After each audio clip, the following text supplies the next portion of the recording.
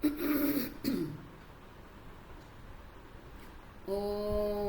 हरि ओम श्री गुरुभ्यो नमः। हरि ओम।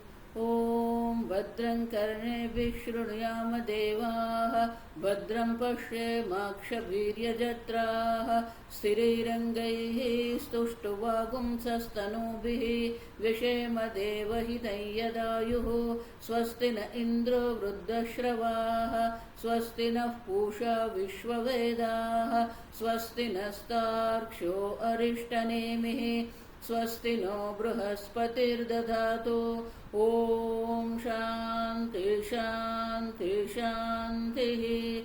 ओम सहना भवतु सहनौ भुनक्तु सह वीर्यं करवावहै, तेजस्विनावधीतमस्तु मा विद्विषावहै। ओम शांति शांति शांतिः। सदाशिवसमारम्भां शङ्कराचार्यमध्यमाम् अस्मदाचार्यपर्यन्तां वन्दे गुरुपरम्परां। श्रुतिस्मृतिपुराणानाम् आलयं करुणालयं नमामि भगवत्पादं शङ्करं लोकशङ्करं। शङ्करं शङ्कराचार्यं केशवं बादरायणं, सूत्रभाष्यकृतौ वन्दे भगवन्तौ पुनः पुनः।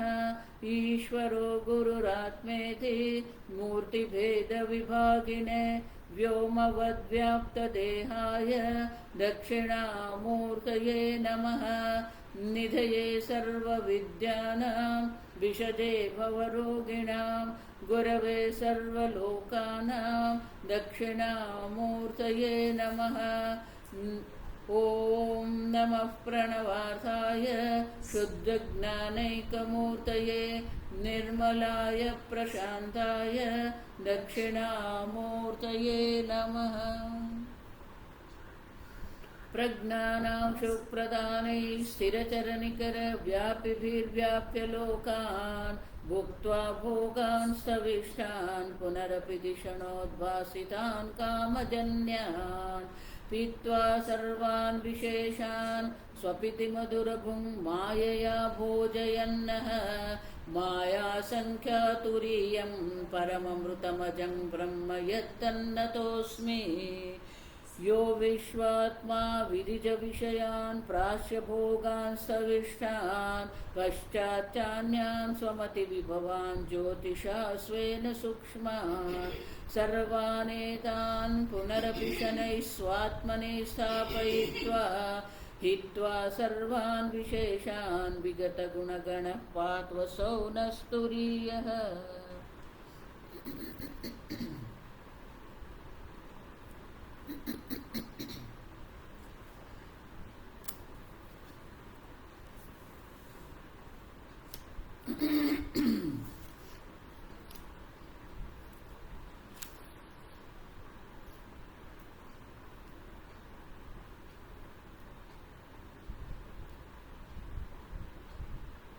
सातवें मंत्र में हमने देखा जो मुख्य मंत्र है, नान्तः प्रज्ञ न बहिष्प्रज्ञ है।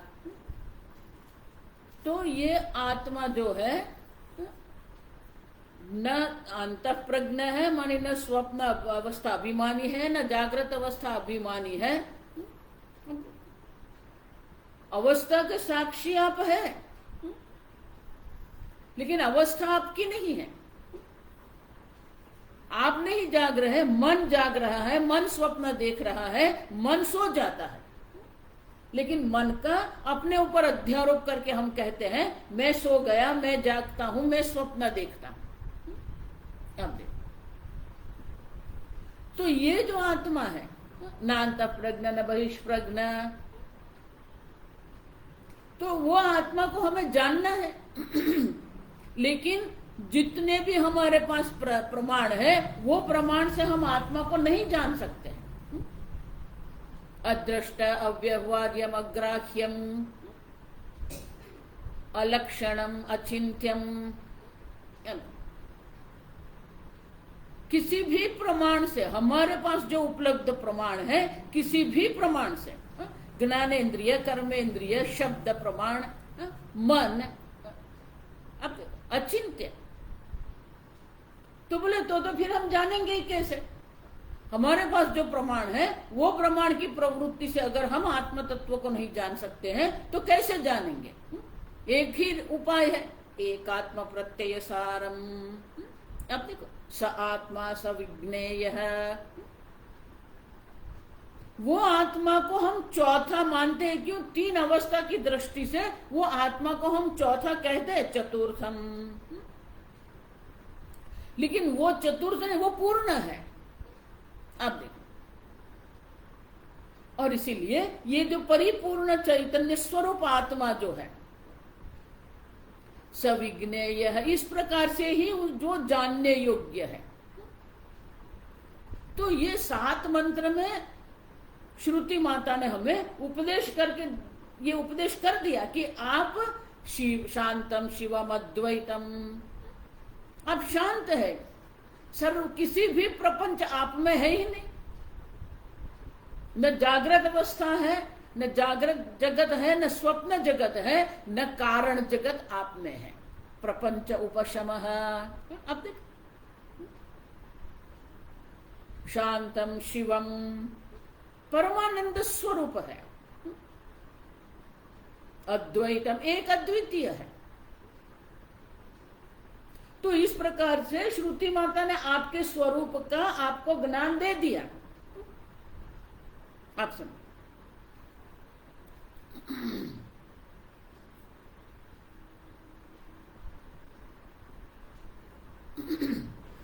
थैली है बाहरी करूंगी।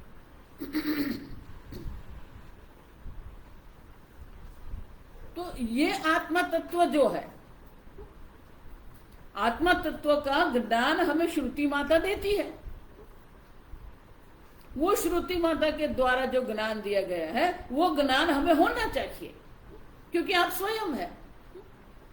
अब देखो, आप अयमात्मा ब्रह्म, इस प्रकार से मैं ये ब्रह्म स्वरूप हूं। श्रुति माता कहती है अयमात्मा ब्रह्म। तो आपको साक्षात्कार क्या होना चाहिए? अहम ब्रह्मास्मि, मैं ये ब्रह्म स्वरूप हूं। तो ये मैं ब्रह्म स्वरूप हूं, ये ज्ञान होना चाहिए। लेकिन ये ज्ञान नहीं होता है। तो आनंद गिरी महाराज हमने देखा, जो उत्तम अधिकारी है उनको ये ज्ञान हो जाता है।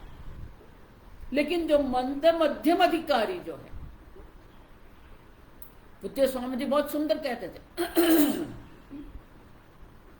कि उत्तम अधिकारी जिसको हम कहते हैं, जिसको शास्त्र श्रवण से ही ज्ञान हो जाता है। क्योंकि शास्त्र श्रवण ही प्रमाण है, आप समझना। मनन निधिध्यासन प्रमाण नहीं है, प्रमाण शास्त्र श्रवण है। श्रवण से ही ब्रह्म ज्ञान होता है। लेकिन श्रवण करने के बाद अगर कोई मन में संशय है, कोई दुविधा मन में है, तो उनकी निवृत्ति के लिए मनन करते हैं हम। देखो, ये प्रवचन करना जो है वो मनन ही है, आप समझना। तो ये मनन करेंगे, मनन करने के बाद सब संशय की भी निवृत्ति हो गई। फिर भी जन्मों जन्म से हम अपने को देह मन बुद्धि मानते आए हैं। विपरीत बुद्धि जिसको कहते हैं, हैबिचुअल एरर अंग्रेजी में कहते हैं। हमें ये देह मानने की आदत बन गई है, और इसीलिए ये विपरीत बुद्धि की निवृत्ति के लिए निधिध्यासन करना है। श्रवण से ज्ञान होता है, लेकिन वो ज्ञान संशय युक्त ज्ञान है, तो संशय की निवृत्ति करेंगे। विपरीत बुद्धि रहती है तो विपरीत बुद्धि के लिए निधिध्यासन करेंगे। आप समझो। तो स्वामी जी हमेशा कहते कि श्रवण मात्र से ब्रह्म ज्ञान जो होता है वो उत्तम अधिकारी जिसको हम कहते हैं वो ग्रंथ में है, श्रुति माता में है। जैसे नचिकेता है, जैसे शौनक मुनि है मुंडक उपनिषद। लेकिन हम सब जो है वो क्या है? मंद मध्यम अधिकारी।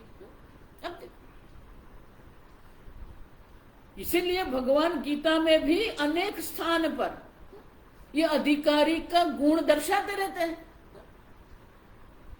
पहले अब दूसरे अध्याय में ही एक ही श्लोक में भगवान ने वो सब गुण दर्शाए। उसी प्रकार से 15वें अध्याय में भी भगवान एक ही श्लोक से दर्शाते हैं।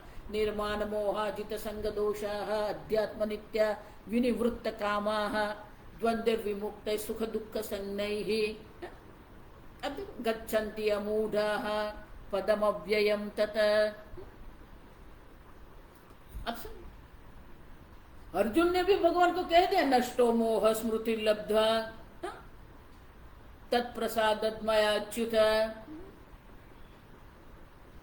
तो शास्त्र श्रवण करने के बाद भी अगर ये ज्ञान नहीं होता है तो श्रुति माता अब 8वें मंत्र से हमें एक उपाय दर्शाते हैं। एतद आलम्बनम श्रेष्ठम एतद आलम्बनम परम एतद आलम्बनम ज्ञात्वा यो यदिच्छसि तस्य तत। ये ओमकार जो है श्रेष्ठ आलम्बन है। उन पर ब्रह्म के रूप में अगर ओमकार का हम ध्यान करेंगे तो हमें ब्रह्म ज्ञान होगा। ब्रह्म ज्ञान के द्वारा हमें मोक्ष की प्राप्ति होगी। अगर अपर ब्रह्म के रूप में हम ओमकार का ध्यान करेंगे तो हमें ब्रह्मलोक की प्राप्ति होती। लेकिन ये ओमकार का जो ध्यान है वो 1-2 दिन की बात नहीं है। दीर्घ काल पर्यंत हम ये ओमकार का ध्यान करते हैं। अब सुन, और इसीलिए 8वें मंत्र से अभिधान प्रदान ओमकार चतुष्पद आत्मा इति व्याख्यात है। अब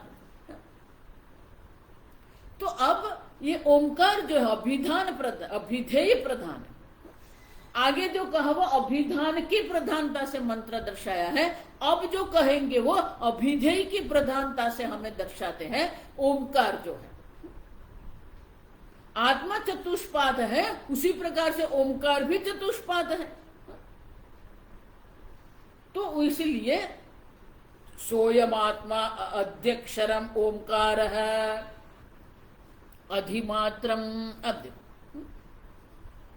सह अयमात्मा अध्यक्षरम अक्षरम अधिकृत्य वर्तते इति अध्यक्षरम आत्मा। अब देखो तो अध्यक्षर की दृष्टि से अक्षर की दृष्टि से अगर हम आत्म तत्व का चिंतन करते हैं ओमकार अधिमात्रम तो मात्रा की प्रधानता से जो ओमकार है वही अक्षर की प्रधानता से वो आत्मा है। और इसीलिए पादाः मात्राः मात्राश्च पादाः। और इसीलिए ओमकार की जो 4 मात्राएं हैं वही ये आत्मा के 4 पाद हैं। आत्मा के जो 4 पाद है वही ओमकार की 4 मात्रा है। तो बोले ये मात्रा क्या है? अकारः उकारः मकारः इति।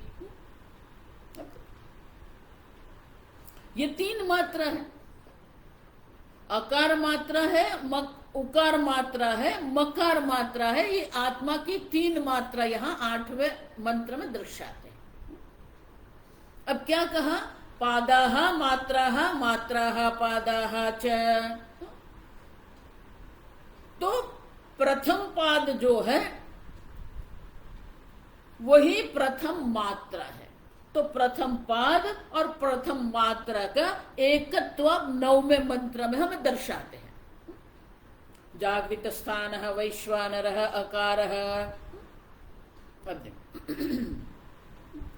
तो बोले आप क्यों ऐसा कहते हैं कि जागृत स्थान मानी जागृत अवस्था अभिमानी जो आत्मा जो है वो अकार मात्रा है। तो आप ऐसे जोड़ देते हैं कि बोले ऐसे नहीं जोड़ा है। क्यों? उनकी समानता है। क्या समानता है? प्रथमा मात्रा आपते है आदिमत्वाद आपनोति है वही। जागृत स्थान वैश्वानर जो है वही प्रथम मात्रा अकार है। क्यों? प्रथमा मात्रा आपते है आदिमत्वाद आपनोति है वही। आपते है अब आपते है मानी जो व्यापक है। जिस प्रकार से ये जो वैश्वानर जो है, जो ये स्वप्न अवस्था अभिमानी एक देह में जो उपलब्ध है, वही वैश्वानर जो है विराट है, सप्तांग है, एकोनविंशति मुख, हमने देखा। तो एक देह में नहीं है ये वैश्वानर जिसको हम कहते हैं। वो वैश्वानर जो है, वो जो जिसको हम व्यष्टि उपाधि अभिमानी जो कहते हैं, वो एक उपाधि में नहीं है, वो सर्व उपाधि में व्यापक है। आपते है व्यापकता के कारण दोनों का एकत्व है। तो बोले वैश्वानर तो व्यापक है, समझ गए, क्योंकि समष्टि स्थूल शरीर जो है वो विराट है। अब तो अकार क्या है? तो बोले ये अकार भी क्या है? सर्ववाक अकार है एव। सर्ववाणी जो है वो वाणी अकार मात्र है। अकार से ही सर्ववाणी की उत्पत्ति होती है, अकार में ही ये सर्ववाणी है। देखो ये जितने भी अक्षर है, जितने भी व्यंजन है, अकार के बिना उनका उच्चारण नहीं है। अकारो वै सर्ववाक। तो सर्ववाणी में अकार व्याप्त है। आप मुख खोलते हैं, जो प्रथम अक्षर आपके मुख से निकलता है, प्रथम ध्वनि जो निकलता है वो अ है। अ आप देखो, वो प्रथम ध्वनि है अकार, और उसी से संपूर्ण वाणी जो है व्याप्त है। और श्रुति माता कहती है कि जिस प्रकार से जो पर्ण होता है, वो पर्ण में उनके जो नस होती है वो सर्वव्याप्त होती है पूर्ण पर्ण में। उसी प्रकार से ये वाणी में अकार व्याप्त है। और ये वैश्वानर भी क्या है? सप्तांग है, हम देख के गए। तो वैश्वानर भी व्यापक है और अकार जो है सर्ववाणी में व्यापक है, और इसलिए दोनों की एकता है। उतना ही नहीं, आदिमत्वादि। आदि मानी प्रथम। जागृत स्थान है वैश्वानर है, वो प्रथम पाद है, और अकार जो है वो प्रथम मात्रा है। आदिमत्व मानी प्रथम।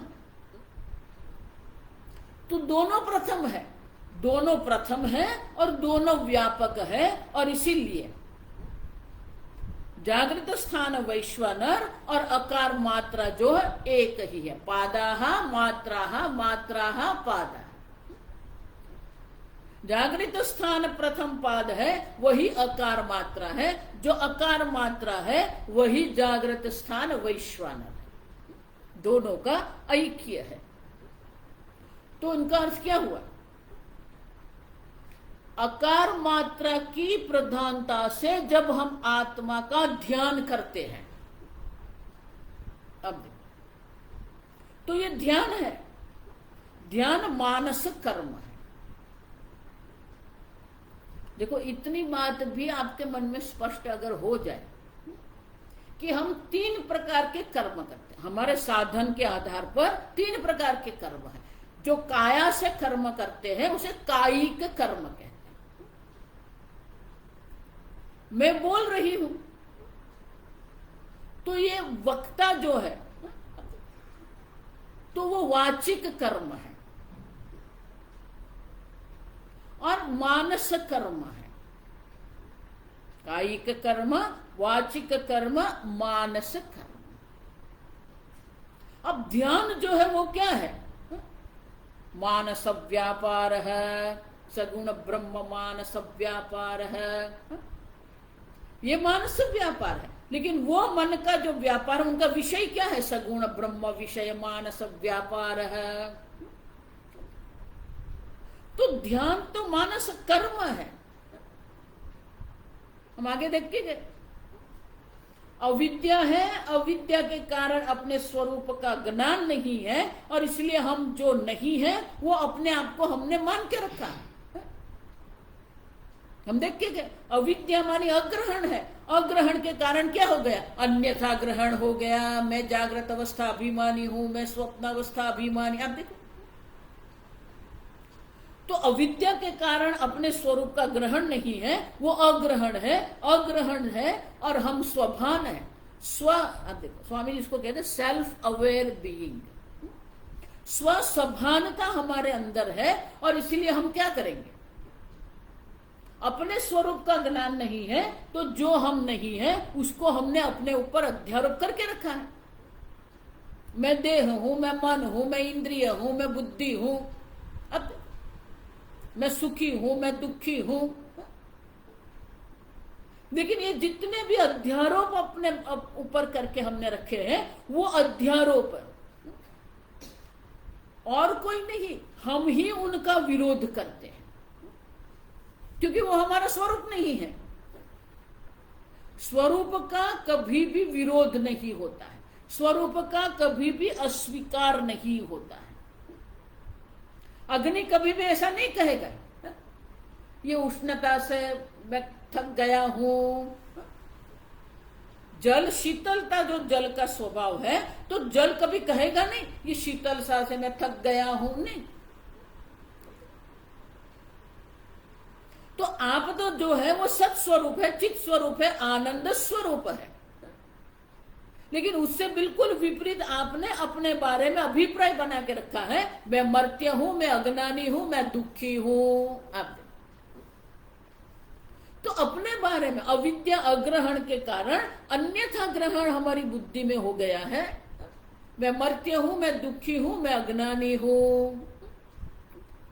लेकिन वही जो है वो हम स्वीकार नहीं कर सकते, क्योंकि हमारा स्वरूप नहीं है। किसको मृत्यु पसंद है, किसको दुख पसंद है?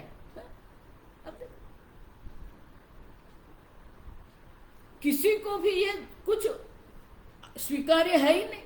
अपना मर्त्यपना स्वीकार्य नहीं है, अपना अज्ञानीपना स्वीकार्य नहीं है, अपना दुखीपना स्वीकार्य नहीं है। वो अस्वीकार के कारण क्या होगा, उससे छूटने की इच्छा होती है, उसे कहते हैं अविद्या काम। आप देखो,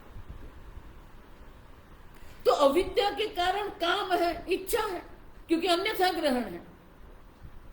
और जब काम है तो वही काम क्या करेंगे, कर्म। अविद्या काम कर्म। अब अविद्या काम कर्म है तो ये ध्यान मानस कर्म है। जो ध्यान मानस कर्म है वो अविद्या की निवृत्ति नहीं कर सकता है। अब समझ, और इसीलिए ये मानस कर्म है तो कर्म फल अवश्य होता है। ओंकार के आकार की प्रधानता से ओंकार का जब हम ध्यान करते हैं, स्वप्न अवस्था अभिमानी आकार मात्रा है, इस प्रकार से जब ऐक्य का जब हम ध्यान करते हैं तो उनका फल है। तो श्रुति माता उनका फल दर्शाती। देखो आगे कोई फल दर्शाया नहीं है, यहां ये फल दर्शाते हैं। क्यों? क्योंकि ये मानस कर्म है। तो ये मानस कर्म है तो उनका फल क्या है, फलमाह आपनोति है वही सर्वान कामान। सर्व कामना, उनकी सर्व कामनाओं की पूर्ति होती है। आप समझो, तो बोले उनमें कामनाओं होती है? नहीं, किसी भी कामना की पूर्ति करने की उनको आवश्यकता नहीं है, क्योंकि वो व्यापक है।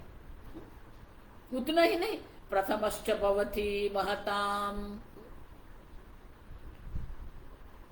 महाजनों में, विद्वत जनों में वो प्रथम बन जाता है। इस प्रकार से आकार की प्रधानता से जब ओंकार का ध्यान करते हैं तो सर्वव्यापक होने के कारण उनको सर्व कामना की पूर्ति होती है। प्रथम होने के कारण आकार मात्रा भी प्रथम है और वैश्वानर भी प्रथम पाद है। वो प्रथमता के कारण उनके कर्म फल भी क्या मिलता है, वो सर्व में प्रथम माने कि श्रेष्ठ बन जाता है। उसी प्रकार से द्वितीय पाद और द्वितीय मात्रा का ऐक्य हमें दर्शाते हैं 10वें मंत्र में। स्वप्नस्थान तेजस उकार द्वितीय मात्रा। जो स्वप्न अवस्था अभिमानी तेजस है वही उकार मात्रा है। अब देखो,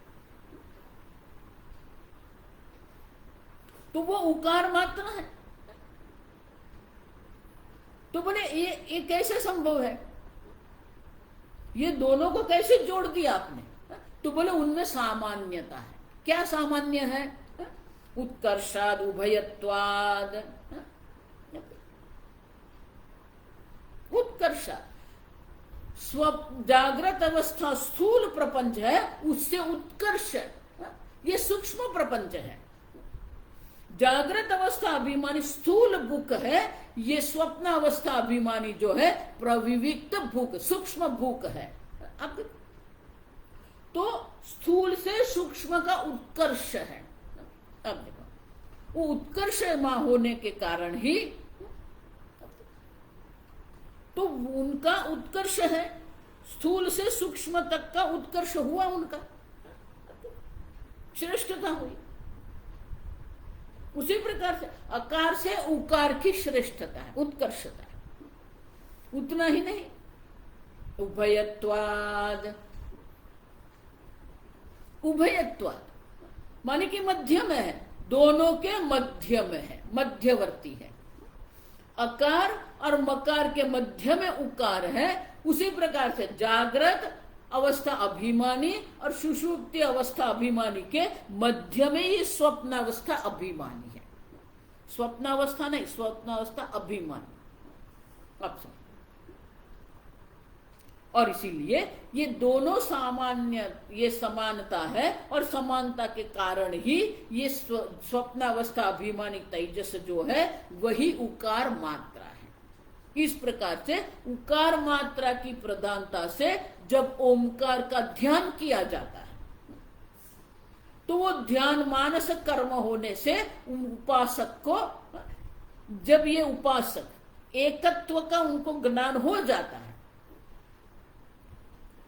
द्वितीय पाद तेजस और द्वितीय मात्रा ओंकार के एकत्व का ज्ञान जब उसे हो जाता है तो उनको ये कर्म फल की प्राप्ति होती है। ज्ञान संततिम समानश्च भवति। उत्कर्ष माने आगे बढ़ना, उत्कर्ष माने उनकी वृद्धि होती है। तो यहां भी क्या होगा? ज्ञान संततिम, ये ज्ञान परंपरा जो है, हम देख के जाए, हम ये शांकर भाष्य पढ़ रहे हैं, हम ये कारिका पढ़ रहे हैं, माने हम कहां जुड़ गए? अब देखो, हम भाष्य पढ़ते हैं तो शंकराचार्य जी की बुद्धि से हम जुड़ गए हैं। हम कारिका पढ़ रहे हैं तो गौड़पादाचार्य जी की बुद्धि से हम जुड़ गए हैं। अब ये श्रुति माता का हम श्रवण कर रहे हैं, श्रुति माता का अध्ययन कर रहे हैं, तो हम ईश्वर से जुड़ गए, क्योंकि श्रुति माता जो है वो ईश्वर की वाणी है।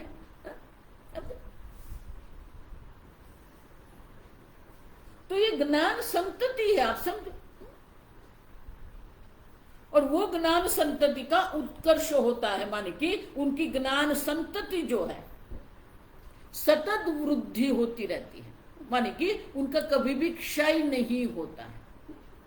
आप समझो, ये ज्ञान परंपरा जो है वो ज्ञान परंपरा का कभी भी क्षय नहीं होता है, उत्कर्ष होता है, वृद्धि होती है। देखो, संतति शब्द का अर्थ यही है। संतति माने आगे बढ़ते रहना। अखंड है ये परंपरा, कहीं पर भी कभी ये परंपरा टूटी ही नहीं है। कोई आश्रम नहीं रहा होगा, वो अलग बात है, लेकिन ये शास्त्र अध्ययन की जो परंपरा है वो परंपरा अभी भी है और आगे भी रहेगी। उतना ही नहीं, उत्कर्ष के कारण, ये उत्कर्षता के कारण ये ज्ञान संतति की वृद्धि उत्कर्षता होती रहती है। अब ये एक समानता हुई। अब उतना ही नहीं, समानश्च भवति,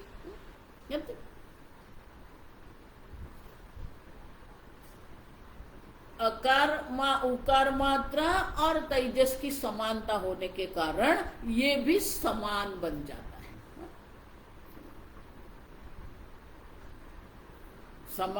समदर्शन है। अब मित्र पक्ष या शत्रु पक्ष जो भी है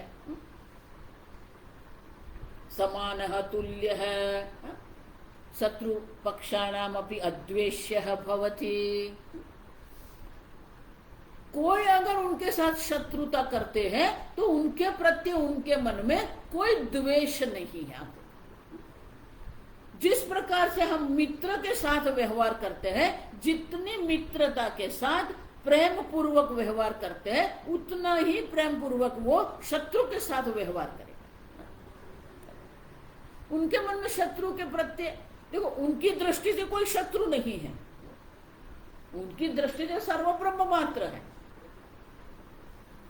लेकिन व्यवहार की दृष्टि से अगर हम देखते हैं तो जो उनके साथ मित्र भाव से व्यवहार करता है या कोई उनके साथ शत्रु भाव से व्यवहार करता है, लेकिन सबके प्रति उनके जो व्यवहार, उनका जो व्यवहार है या उनकी जो भावना है वो समान रहती है।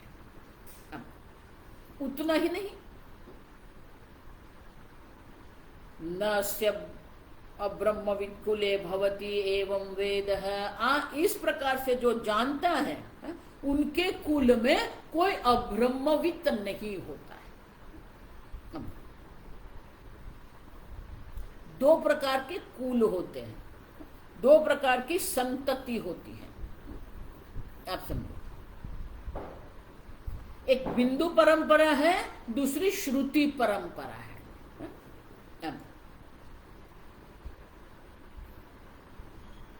शक्ति के पुत्र पराशर, पराशर जी के पुत्र व्यास, व्यास के पुत्र शुकदेव। आप देखो, ये बिंदु परंपरा है, वीर्य से ये चलता है। ऐसा भगवान भी जो दर्शाते वो बिंदु परंपरा भगवान वहां दर्शाते। इमं विवस्वतं प्रोक्तवान हम अव्ययम विवस्वान मनवे प्राहु मनोरिक्ष्वाकवे भवित अब्रवीत। तो ये बिंदु परंपरा है। विश्व जो विश्व सूर्य नारायण विवस्वत विवस्वान, जो विवस्वान जो है उन्होंने अपने पुत्र मनु को ये ब्रह्म ज्ञान का उपदेश किया, मनु ने इक्ष्वाकु को किया। इस प्रकार से ये बिंदु परंपरा से एवं परंपरा प्राप्त राजर्षय विदुर। तो ये क्षत्रिय की जो परंपरा है, राजर्षय की परंपरा है, लेकिन वो बिंदु परंपरा। उसी प्रकार से श्रुति परंपरा भी है। अब ब्रह्मा जी ने जो है ये उपदेश अथर्व को किया, अथर्व ने अंगिरा को किया, अंगिरा ने भारद्वाज को, भारद्वाज ने अंगिरस को किया, अंगिरस ने शौनक को किया। श्रुति परंपरा है। सदाशिव समारंभम शंकराचार्य मध्यमम अस्मदाचार्य पर्यंतम।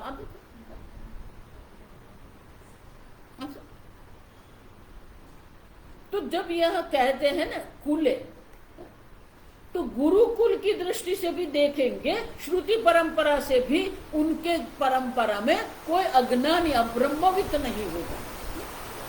उसी प्रकार उनके कुल में, माने कि बिंदु परंपरा से देखते हैं तो उनके कुल में भी कोई अब्रह्मवित नहीं रहता है। दोनों परंपरा देख रही है हमें,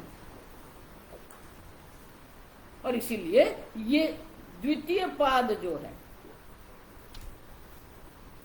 दर्शाया। अब तृतीय पाद का दर्शाते, सुषुप्त स्थान प्राज्ञ मकार तृतीया मात्रा। जो तीसरी अवस्था जो है सुषुप्त स्थान प्राज्ञ है, वही कौन है? मकार तृतीया मात्रा। वो दोनों का ऐक्य है, दोनों एक है। तो बोले दोनों एक कैसे हो गए? क्योंकि दोनों में समानता क्या है? मीते है, अपीते है, वा अब मीते है, सबको अपने अंदर का वो सबको मीते हैं मानी नाप लेते हैं, नापते हैं।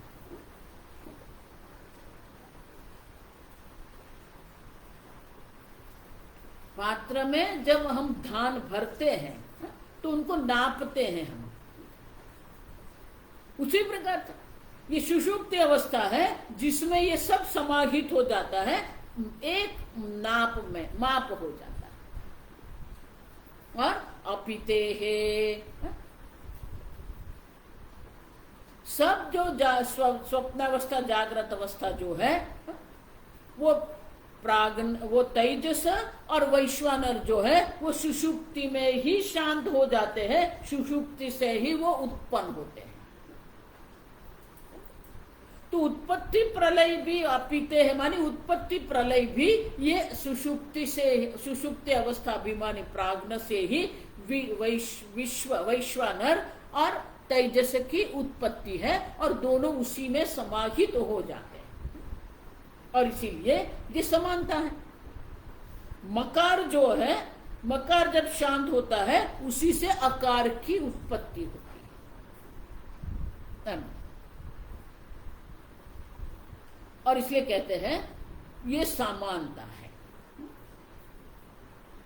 अपीते है माने कि वो एक ही भूत देख के गए हम, प्रज्ञान एक ही भूत प्रज्ञान घन है। जो जागृत अवस्था में, स्वप्न अवस्था में जो विविधता है, अनेकता है, वो एक ही भूत सब एक हो जाते हैं। कोई विशेषता अनेकता अभिव्यक्त होती नहीं है, अव्याकृत अवस्था प्राप्त कर लेते हैं और उसी को अपीति ही कहते हैं। सब एक में समाहित हो जाते। जिस प्रकार से वृक्ष में बीज समाहित, बीज में जिस प्रकार से वृक्ष समाहित होता है, बीज में सब है। वृक्ष का तना भी है, वृक्ष के पर्ण भी है, वृक्ष की शाखा भी है, वृक्ष के पुष्प भी है, वृक्ष के फल भी है, वृक्ष के बीज भी बीज में है। समझ रहे? तो बीज में एक ही भूत इव अकार उकारो, तो अकार और उकार जो है दोनों एक ही भूत, एक भूत हो जाता, एक ही भूत है। कोई विशेषता हमें नहीं दिखती है। अव्याकृत अवस्था में कोई विशेषता नहीं दिखती है। वृक्ष जिसको कहते हैं वो वृक्ष में विशेषता है, उसके तना है, शाखा है, पर्ण है, अंकुर है, कली है, पुष्प है, फल है, बीज है, ये विशेषता है, ये विविधता है, अनेकता है। लेकिन बीज अवस्था जब होती है तो सब एक ही भूत है। उसी प्रकार से ये स्वप्न अवस्था अभिमानी, ये जागृत अवस्था अभिमानी जो वैश्वानर तेजस जो है वो प्राज्ञ में एक ही भूत हो जाते हैं। और इसीलिए ये समानता है, और ये समानता के कारण ही प्राज्ञ और मकार का ऐक्य है। और प्राज्ञ और मकार का ऐक्य जो समझता है, और उस प्रकार से मकार की प्रधानता से जब ओमकार का ध्यान करते हैं तो उनका विद्वत फलमाह विनोति हवा इदम सर्वमिति, वो सबको माप लेता है। देखो ये जो ज्ञान है ना, वो ज्ञान को हम क्या कहते हैं? परिच्छिद्यते। देखो बहुत सुंदर है ये। पुष्प का ज्ञान कब होता है? जब पुष्प को हम परिच्छिन्न करते हैं, अन्य सर्व से अलग कर देते हैं, उसको परिच्छिद्य कहते हैं।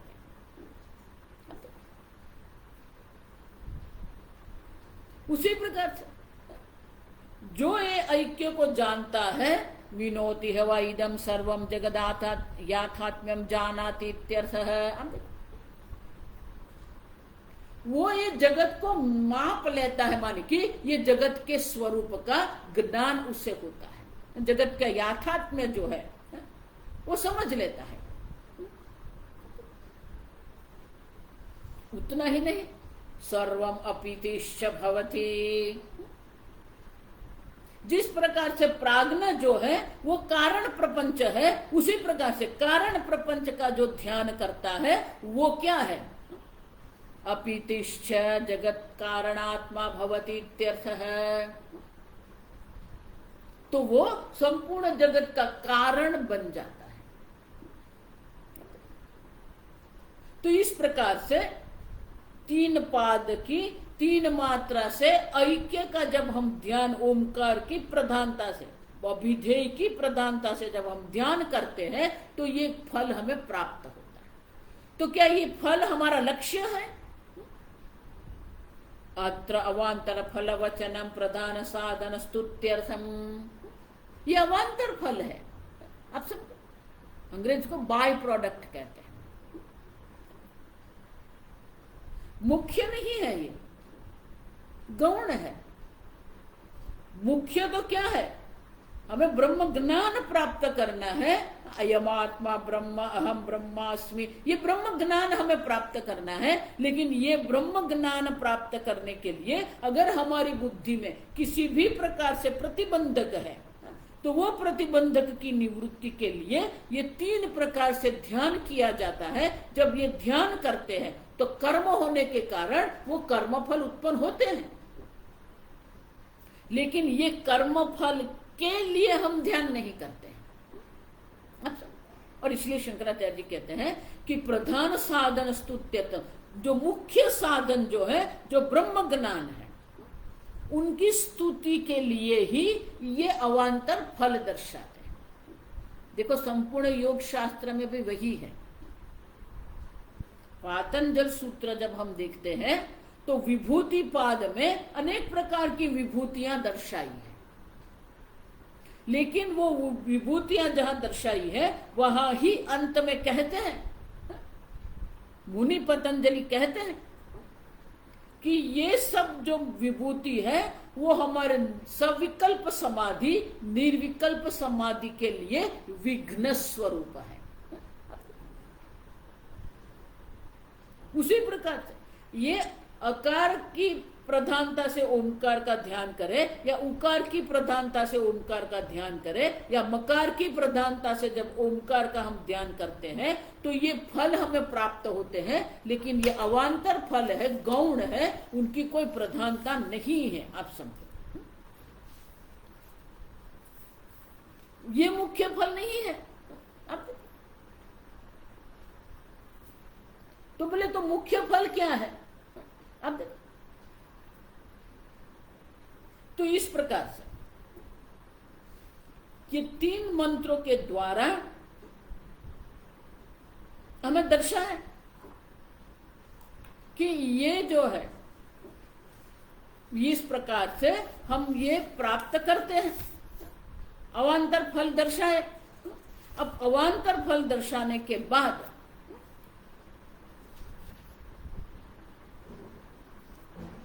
8, 9, 10 और 11 ये चार मंत्र के द्वारा ओंकार की उपासना हमें दर्शाई। ओंकार की उपासना जब हम करते हैं तो हमारे मन में जो भी कोई प्रतिबंधक है, सर्व प्रकार के प्रतिबंधक की निवृत्ति हो जाती है। और जब ये प्रतिबंधक की निवृत्ति हो जाती है तो हमें मुख्य प्रधान फल जो है वो ब्रह्म ज्ञान की प्राप्ति हमें होती है। तो अब वो जो है वो ब्रह्म ज्ञान जो है, जो मुख्य फल है, वो हमें दर्शाते हैं। पादाहा मात्राहा दर्शाया हमें। तो एक पाद, प्रथम पाद की प्रथम मात्रा से ऐक्य दर्शाया, द्वितीय पाद का द्वितीय मात्रा से ऐक्य दर्शाया, तृतीय पाद का तृतीय मात्रा से ऐक्य दर्शाया। अब अमात्रा जो है, जो चतुर्थ जो आत्मा जो है वो पूर्ण है। तीन के संबंध से हम उसे चतुर्थ कहते हैं, लेकिन आत्मा स्वयं पूर्ण है। अब तो इसीलिए ये चतुर्थ जो है, जो पूर्ण है, जिसका ज्ञान हमें होता है, जिसके ज्ञान से ही मोक्ष की प्राप्ति होती है। और इसीलिए ये अंतिम 12वां मंत्र जो है, अमात्रश्च चतुर्थ है, ये ओंकार की जो अमात्रा है, जो चतुर्थ मात्रा, जिसको अमात्र कहते हैं। ओम ओम,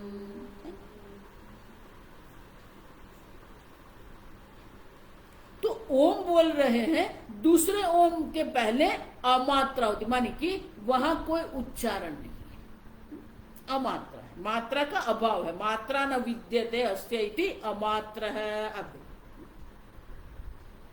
वहां कोई मात्रा नहीं है, न अकार है, न उकार है, न मकार है। वो जो अमात्र जो है वही चतुर्थ है। तो ये अमात्रा जो है वो चतुर्थ है, मानी कि जो अभिधान ओंकार है और अभिधेय जो पूर्ण आत्मा है, दोनों का ऐक्य है। अमात्रश्च चतुर्थ है। आप देखो, लेकिन वो जो अमात्रा जो चतुर्थ आत्मा, जो पूर्ण आत्मा जो है, वो अमात्र है। अब समझो, तो उनका ज्ञान होगा क्या? अव्यवहार्य है, सब देख के गए। अप्रपंच उपशम है, न स्थूल प्रपंच है, न सूक्ष्म प्रपंच है, न कारण प्रपंच है, प्रपंच उपशम है। जब प्रपंच ही नहीं है तो प्रपंच रहित जो है उनका ज्ञान हमें कैसे होगा? अव्यवहार्य है, वो व्यवहार योग्य नहीं है। उतना ही नहीं, अवांग मनसयोः क्षीणत्वाद अव्यवहार्य है, आत्मा एव केवल है। एक अद्वितीय मात्र आत्मा ही है जो किसी भी प्रकार से, किसी भी प्रमाण की प्रवृत्ति का विषय नहीं बनता है। वांग मनसयोः क्षीणत्वाद, न वहां मन है न वहां वाणी है। आप देखो,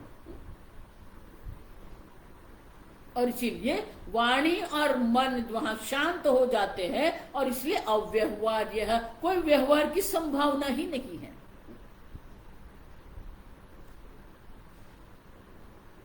तो ये त्रिपाद जो ओंकार जो है वही ये आत्मा है, पूर्ण आत्मा है।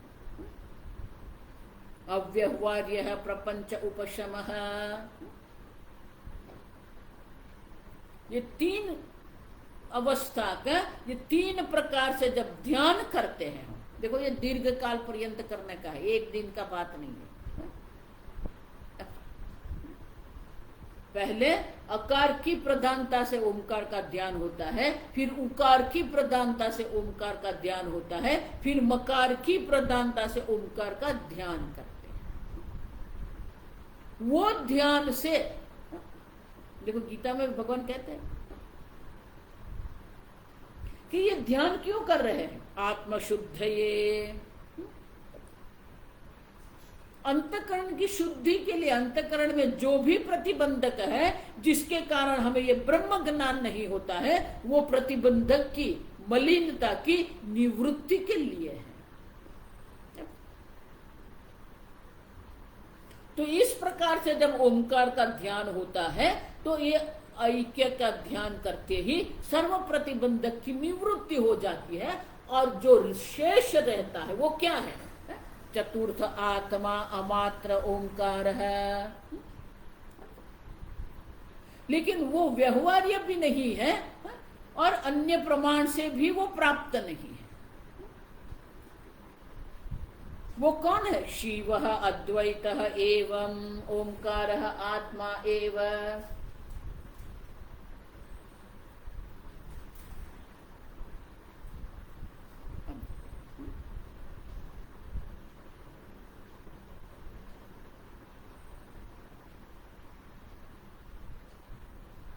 तो ये ओंकार जो है, पूर्ण ओंकार जो है वही आत्मा है। तो इस प्रकार से जब करते शिव परमानंद स्वरूप अद्वैत है, एक अद्वितीय आत्मा मात्र है। अब देखो, और इसलिए कहते हैं कि इस प्रकार से शिव अद्वैत एव ओंकार आत्मा एव संविशति आत्मना आत्मानम।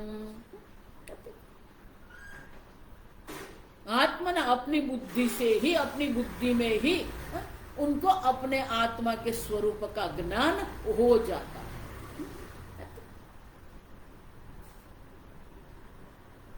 परमार्थदर्शी ब्रह्म वितृतीयम बीज भावम दत्वा आत्मानं प्रविष्ट इति न पुनर्जायते। वो आत्मा में ही स्थित हो जाता है। आत्मना आत्मानं संविशति माने कि वो अपने स्वरूप में ही प्रविष्ट हो जाता है, माने कि वो अपने स्वरूप में ही स्थित हो जाता है। उनका अर्थ हो गया तस्य प्राणः न उत्क्रामन्ति, उनका प्राण का उत्क्रमण होता ही नहीं है। इहैव प्रविलीयते, ये जो स्थूल शरीर है, सूक्ष्म शरीर है, सब यहाँ ही पंच महाभूत में विलीन हो जाते हैं, उनका उत्क्रमण नहीं होता है। तो शंकराचार्य जी कहते हैं न पुनः जायते, तो फिर उनका जन्म नहीं होता है। क्यों? तुरीयस्य अबीजत्वात्, क्योंकि आत्मा में बीज है ही नहीं। जब तक अविद्या रूपी बीज है तब तक ये सब चलता रहेगा। जब बीज ही नहीं रहा है, जो प्राज्ञ है वो प्राज्ञ का भी जो अधिष्ठान चैतन्य स्वरूप आत्मा आप है, आपने जान लिया, तो कारण प्रपंच आत्मा में नहीं है। जब कारण प्रपंच का ही अभाव हो गया तो फिर उनके जो कार्य जो है, जन्म मृत्यु जो उनका कार्य है, कर्म जो है, वो संभव ही नहीं है। अबीजत्वात्, क्योंकि वो कारण है ही नहीं। जब तक बीज भाव है, जब तक अविद्या देवी बैठी है, तब तक ये सब होता रहेगा। लेकिन आत्मा में कोई अविद्या है ही नहीं। अबीजात्मकत्वात्, अबीज है, कारण ही नहीं है जिसके कारण जन्म मृत्यु हो सकता है। और इसीलिए ये जितने भी हमने, तो शंकराचार्य जी दृष्टांत देते हैं, जिस प्रकार से रज्जु का एक बार विवेक हो गया, ये रज्जु है, फिर पुनः सर्प उत्पन्न ही होता है।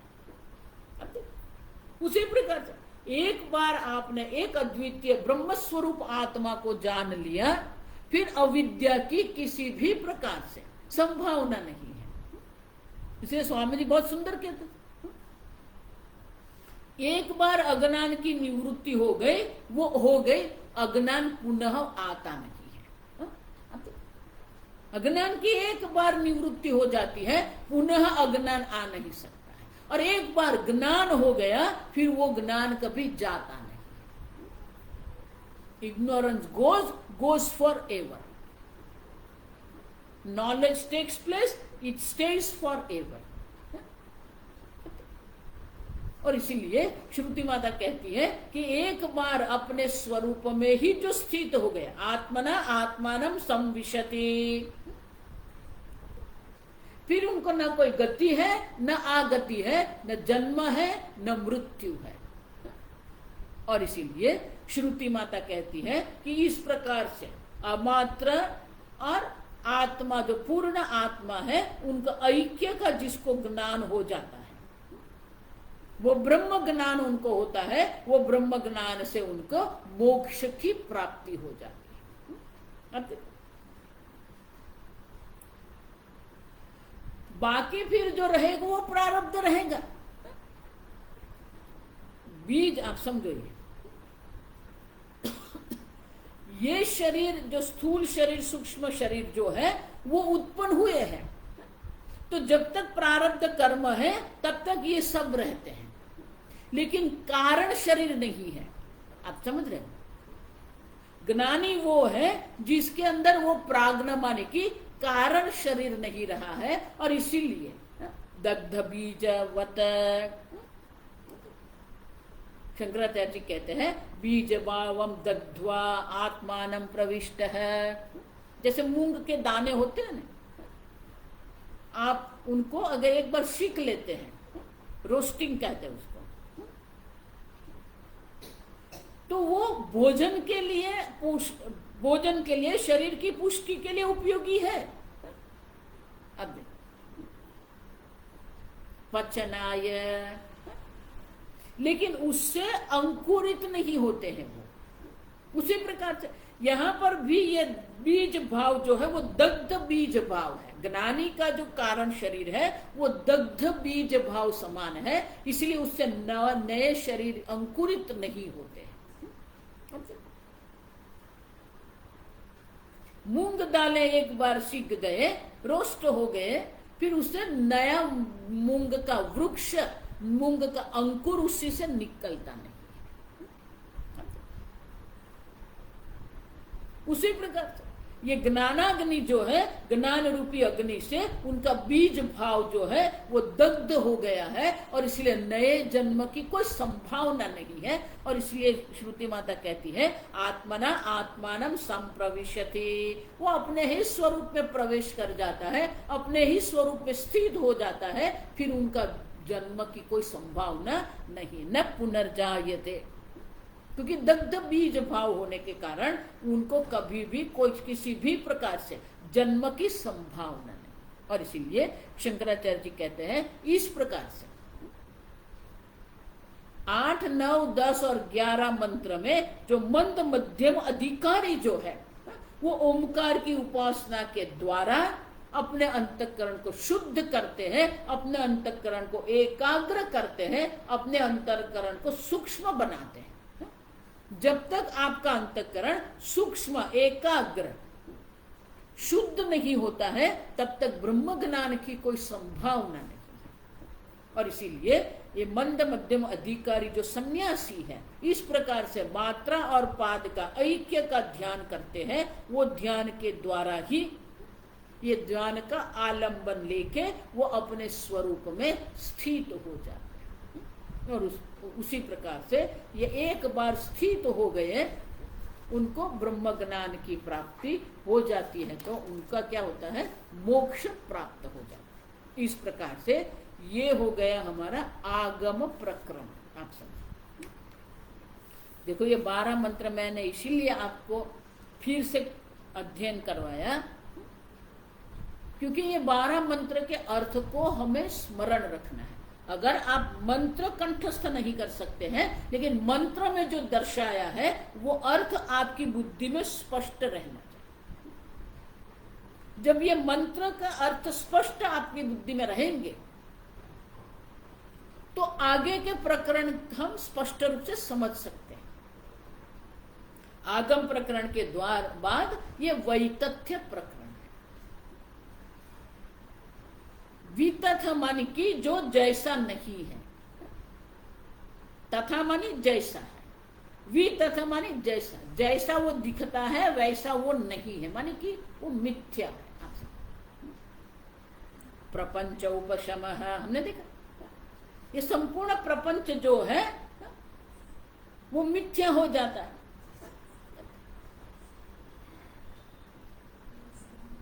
तो शंकराचार्य जी बहुत सुंदर लिखते हैं कि मात्र तर्क से भी हम समझ सकते हैं कि ये जगत मिथ्या है। तो तर्क से ये जगत का मिथ्यात्व वितथा वैतथ्य, न तथा इति वितथा, वितथा भाव वैतथ्य। तो ये जगत का जो वैतथ्य जो है वो गौड़पादाचार्य जी अब ये वैतथ्य प्रकरण में मात्र तर्क से सिद्ध करते हैं।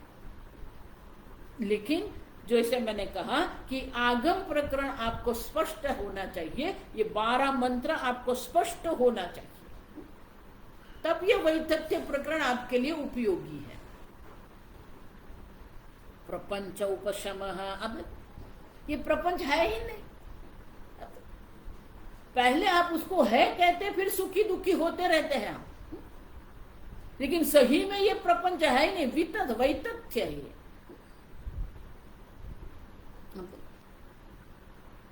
तो वो प्रकरण जो है वैतथ्य प्रकरण है, लेकिन थोड़े दिन की हम छुट्टी लेते हैं। छुट्टी किसके लिए लेते? छुट्टी के लिए नहीं है, ऐसा मत माना छुट्टी माता जी ने छुट्टी दे देते, ला कहीं गए जाके घूम के आ जाते हैं। जो हमने ये इतने, आप समझो, आज 62 माने 2 महीने का हमारा ये अध्ययन है।